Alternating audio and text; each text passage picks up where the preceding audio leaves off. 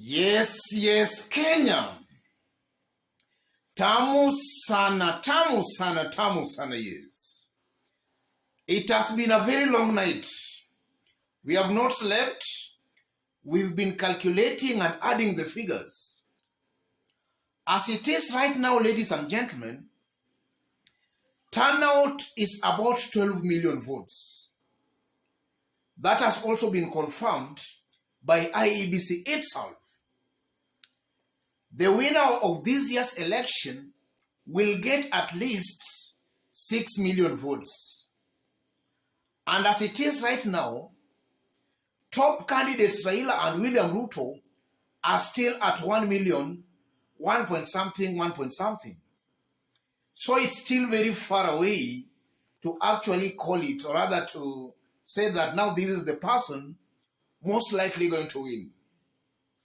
But just as I did indicate in my yesterday's video, the mere fact that the mountain never came out in large numbers to cast their votes, that indeed sealed William Ruto's fate yesterday. And I still maintain that I'm not seeing William Ruto winning this year's election with that kind of a low turnout. Because also from the results, as much as William Ruto has performed better in Bungoma County, largely in Western, Raila has given William Ruto a humiliating defeat. Same to Coast, same to Kisii, same to Ukambani. So Raila Odinga has technically beaten William Ruto in all regions, save for Kalenjin Rift Valley and on the mountain. That's a fact, ladies and gentlemen. And that's why I still maintain that when the final tally will be actually relayed, Raila Odinga shall have won this year's presidential election. And I'm saying that with a lot of confidence. And again, if you look at the results we are just seeing, I tend to believe William Ruto has performed better on the mountain than actually was expected. I'm seeing William Ruto's average standing at around 80%. But I know he will not go below 70%. And that's an indication William Ruto has performed far much better on the mountain than actually Kenyans thought.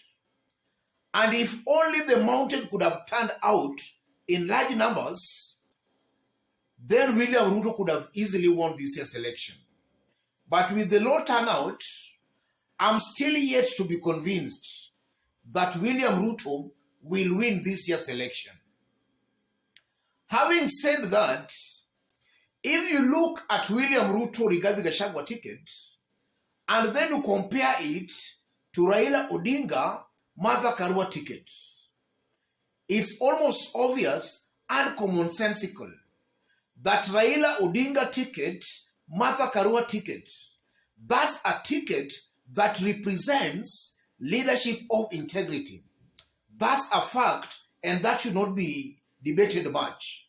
William Ruto regarding ticket is a ticket that represents impunity of the highest order.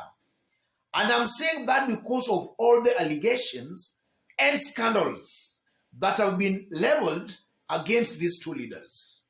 And it has been confirmed that those are not just rumors, but evidence, or rather concrete evidence, has also been adduced to show that these two leaders are not worth holding any public office. And as I talk in the eve of the election results, I still maintain that William Ruto regarding Gachagua, these are two leaders who are not fit holding any public office at all. And by any chance they go on to win this year's election, then as a country, we shall have sold this country to the highest bidder. We shall have sold this country to impunity. Impunity shall have actually won. That's a fact, ladies and gentlemen. So we are still actually looking at the results as they trickle in. One observation that I must also bring to your attention, what we are seeing from the TV screens, those are results mainly from William Ruto's strongholds. Those are the kind of results we are seeing from the screens. A good majority of William Ruto's strongholds have actually been tabulated, and that's exactly what we are seeing. So I'm calling upon Kenyans to actually be patient. No need to worry. I honestly believe things are eventually going to go the right way, or rather in the right direction. That's what personally I believe. And since yesterday night, I've not slept, and you can even see I've not slept. We have really been adding and looking at these forms and doing our mathematics and statistics. Things are not all that bad, ladies and gentlemen. And also, if you look at Nairobi,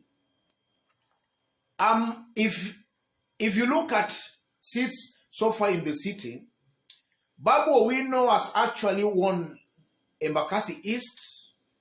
Amos Mwago has won Starehe, beating UDA's candidate in that constituency. Embakasi West, Mwenje has already taken it, and Theuri has already conceded defeat. In Homa Bay, it's very possible that Gladys Wanga is taking the gubernatorial seat, basing my argument from the latest updates from Homa Bay County. So those are the latest updates so far, ladies and gentlemen. But above all, patriotic Kenyans, peace-loving Kenyans should not lose hope. The struggle has to continue. The struggle has to continue. We can't lose our country to leaders with integrity issues. It's not just something that, as a people, we can accept to go that direction. The struggle has to continue.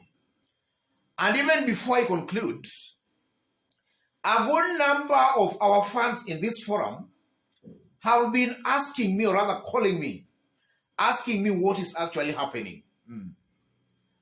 As it is right now, it's still too early to call. It's still too early. By the time you'll see a candidate hitting 6 million, and by the way the results are going, they are very slow. Maybe a candidate might even hit that 6 million maybe tomorrow. If at all from the way the results are being tabulated, it's somehow a slow process. And also, if you look at other bloggers, the likes of Dennis Itumbi, I tend to believe they have also done their part. They have tabulated their results, and they have seen maybe the final outcome. Dennis Itumbi has been offline for now over 3 hours. An indication still that they have tabulated their final tally, and maybe the figures are not adding up, because these are just simple antics you can just use to know exactly what is happening behind the scenes. William Ruto's bloggers, the likes of Dennis Itumbi, are not known to keep quiet. They are very loud, and if things were really good on their side, they could have been making a lot of noise. But for over 3 hours now, Dennis Itumbi, at least when I'm talking, has not uploaded his social media accounts. An indication that even on their side, things might not be working all that well. But if now push comes to a shove, then my appeal to the president and even to the government of Kenya, they should not allow impunity to actually prevail. Wafula Chebukati and his IEBC commissioners should not be allowed to sell lies and propaganda to Kenyans. Impunity should not be allowed to reign in Kenya. Let me stop it there, ladies and gentlemen. Just as I did indicate when we were starting, in case you are watching us for the very first time, subscribe, give this video a like. And to our fans and subscribers here, I'm very much humbled, very grateful for the kind of support you are giving me here. God bless you. God bless Kenya. Tamu sana, tamu sana, tamu sana.